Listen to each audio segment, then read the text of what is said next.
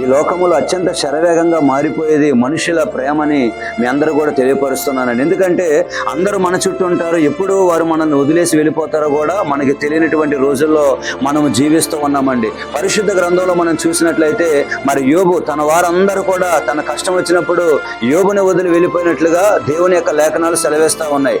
అలాగే యేసుక్రీస్తు ప్రభు యొక్క శిష్యులు కూడా మరి యేసు ప్రభు ఒక రోజు ఒక ప్రసంగం చేశారు. ఏంటంటే నా శరీరము నిజమైన ఆహారము, నా రక్తము నిజమైన పానీయము, నన్ను తినువాడు నిరంతరము జీవిస్తాడని ఆయన సెలవిచ్చేసరికల్లా ఇది కొరగాని మాట, ఈ మాట ఎవడు స్వీకరిస్తాడని చెప్పి మరి చాలా మంది శిష్యులు యేసు ప్రభు వారిని కూడా వదిలి వెళ్ళిపోయారు. అపోస్తలుడైన పౌలు గారు కూడా 2 తిమోతి పత్రిక 4వ అధ్యాయము మరి 16వ వచనంలో మనం చూసినట్లయితే నేను సమాధానం ప్రకటించినప్పుడు మరి ఎవరు కూడా నాతో ఉండలేదు, అందరూ కూడా నన్ను వదిలి వెళ్ళిపోయారని మరి అపోస్తలుడైనటువంటి పౌలు గారు కూడా ఆయన సెలవిస్తూ ఉన్నారండి.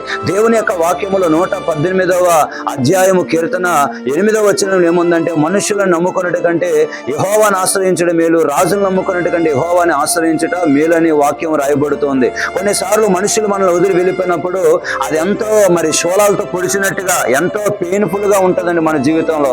అయ్యో అనవసరంగా నన్ను వదిలి వెళ్ళిపోయారు, అనవసరంగా నా మీద నింద వేస్తున్నారు, అనవసరంగా నన్ను బాధ పెడుతున్నారు మనుషులని మరి ఎంతగానో మనం కృంగిపోతూ ఉంటాం. ఎందుకంటే వాళ్ళతో మనకున్న అనుబంధాన్ని బట్టి మరి ఎన్నో సంవత్సరాలుగా మనతో ట్రావెల్ చేశారు కాబట్టి వాళ్ళ పరిస్థితిని బట్టి మనం ఎంతగానో కృంగిపోతూ ఉంటాం. అదే సమయంలో మరి వాక్యం సెలవిస్తున్నటువంటి మాటని మరి దేవుని యొక్క మాటను బట్టి మనం ధైర్యం తెచ్చుకొని దేవా అయ్యా నీ ప్రేమ మాత్రమే శాశ్వతం, నిజంగా ఏ మనిషి వదిలి నేను బ్రతకగలను కానీ నువ్వు వదిలితే మాత్రం నేను బ్రతకలేను ప్రభు అని దేవుని ప్రేమ మీదే మనం ఆధారపడాలని ప్రేమతో మనవి చేస్తూ ఉన్నాను.